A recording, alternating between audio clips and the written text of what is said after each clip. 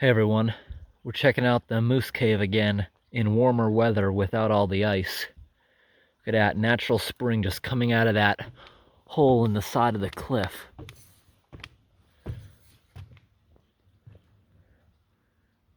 Water's a lot more clear this time of year. Last time it was stirred up from all the melt water eroding stuff upstream.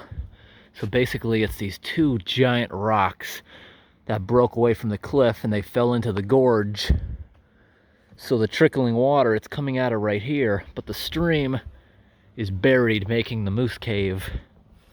It's called the Moose Cave at Moose Gorge because a moose got trapped in there years ago and was found by a hunter.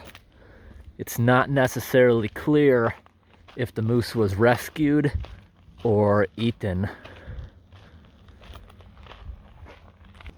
All right, here we come up on it. Hear a lot of gurgling water.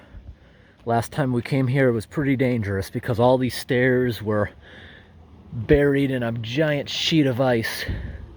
Very easy to slip on into the cave. Extremely slippery near this, like the moose obviously did. Hear all that violent gurgling. Oh, there is a little bit of ice still down there, I think. Very little. That's cool. Last time we came, the water was like so deep down there. Now it's almost dried up. But the only way down there would be by rope, or you'd have to dive under the water where it's exiting.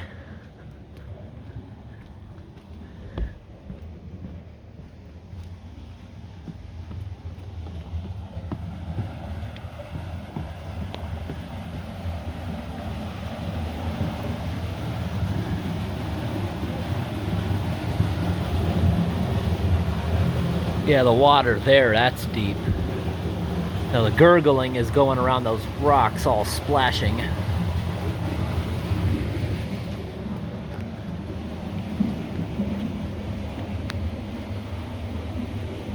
Now in the winter when we were here, I held onto this tree to look over the edge. Oh man, it's gone. But that explains it. See all the sludge being held up by that rock on the surface? And the water's flowing underneath. When we were here in the winter, that rock wasn't even noticeable. But as the water was going around it, it was making a bunch of giant whirlpools. I'm holding on to some trees so I can lean over, get some views. Look at that, there's a bunch of whirlpools down there forming naturally. That's amazing. Yeah, you see that down there? So cool. Just keeps forming.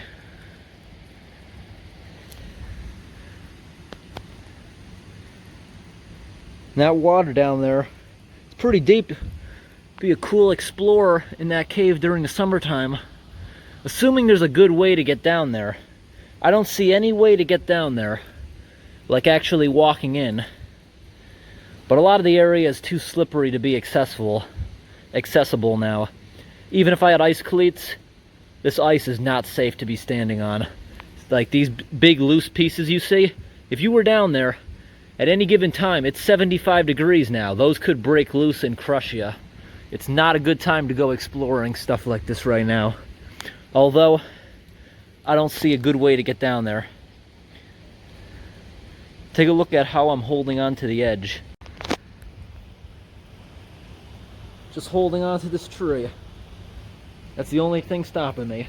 But it's a pretty strong tree. I trust it.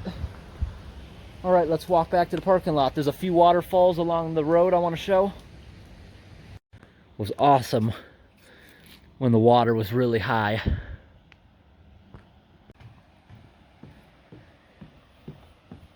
This place is almost dried up in the summer.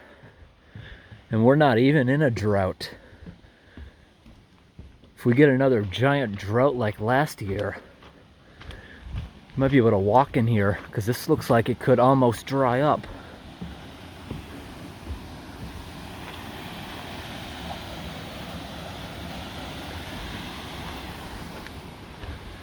Definitely more exciting to come here in the wintertime or after a big storm when the water's high enough.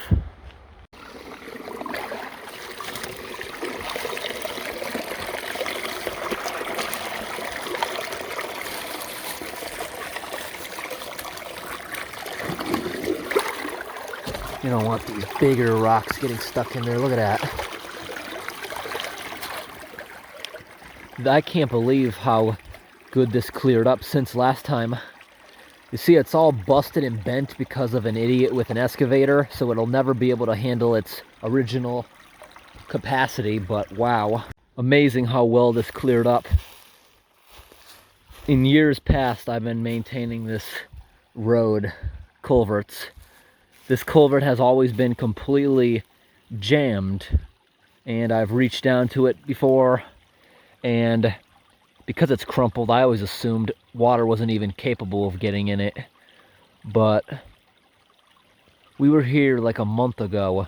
The water was really low because it hasn't been raining. I was able to reach down there and get part of it open, so it stopped trickling down to the next culvert. It's been trickling down there for years, but during this drought, I was finally able to get a tiny little bit of it opened. There was still a good pool, but now it's been working on itself, eroding and eroding for the past month. There's no pool here anymore. This was always a big pool of water. That's a beautiful waterfall. Look at that, trickling over the moss.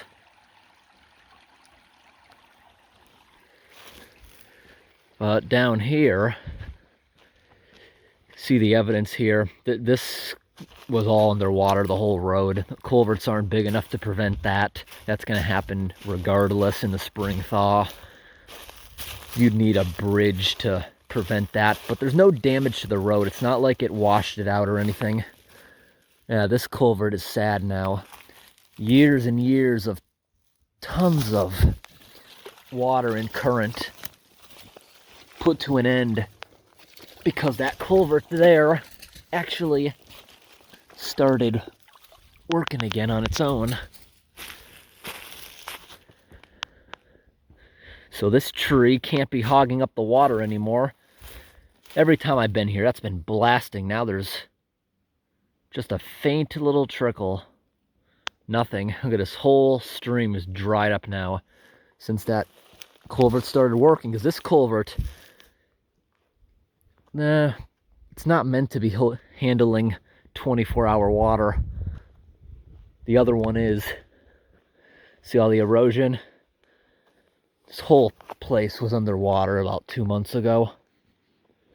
And now we're back up the road to this culvert. Oh yeah, look at it right there. Look at that big sandbar. That's basically what that pool has been collecting over the years.